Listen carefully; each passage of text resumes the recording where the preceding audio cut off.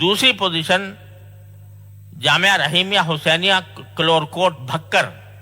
کی طالبہ عائشہ راؤ بنت رشاد احمد نے 584 نمبر لے کر حاصل کی ہے۔ اس نتیجے سے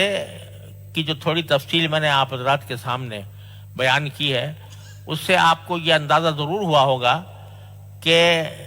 کن کن دور افتادہ علاقوں میں کیسے کیسے مدرسے قائم ہیں، اور بہت سے ایسے ہیں جن کا نام بھی آپ نے شاید پہلے نہ سنا ہو، اور میرے لیے بھی بعض مدرسے بالکل نئے ہیں،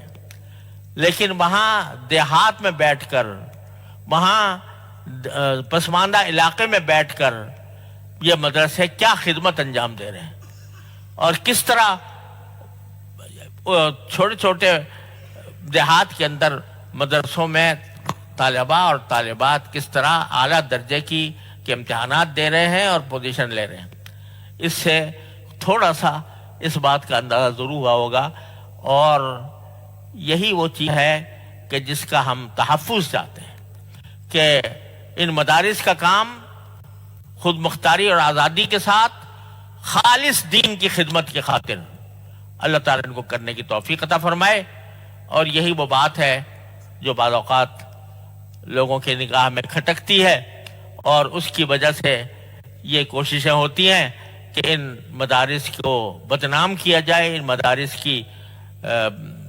کی ترقی میں رکاوٹ ڈالی جائے، ان کی آزادی اور خود مختاری کو سلب کیا جائے۔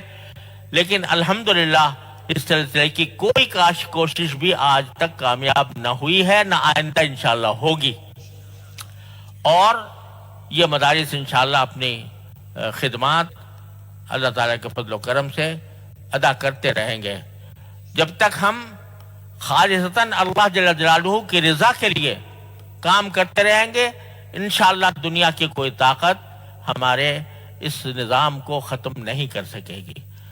آپ نے دیکھا کہ باوجود بہت سی پابندیوں کے جو مختلف مدرسوں پر لگائی گئی ہیں، اس کے باوجود اس سال کتنا بڑا اضافہ ہوا ہے، مدارس کی تعداد میں بھی، طلبہ کی تعداد میں بھی، طالبات کی تعداد میں بھی۔ یہ اس بات کی دلیل ہے کہ الحمدللہ اللہ تعالیٰ نے وفاق المدارس عربیہ کے اس سلسلے کو اپنی بارگاہ میں شرف قبول عطا فرمایا ہے، اور اللہ تعالیٰ کے فضل و کرم سے یہ کام جاری ہے، بشرطے کہ ہم اپنے راستے کو نہ چھوڑیں اور رجوع اللہ کا دامن ہمیشہ تھامے رکھیں، اور خالص اللہ کی رضا کے لیے کام کرتے رہیں۔